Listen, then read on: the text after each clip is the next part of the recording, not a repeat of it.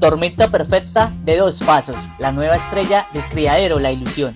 La gran tormenta perfecta de 2 pasos fue adquirida por el criadero La Ilusión de Río Negro, Antioquia. Recordemos un poco su historial competitivo, quien de la mano de sus antiguos propietarios, Criadero Candú y Alemania, fue una potranca muy ganadora en los campeonatos jóvenes, obteniendo en total 12 campeonatos jóvenes en grado A y grado B.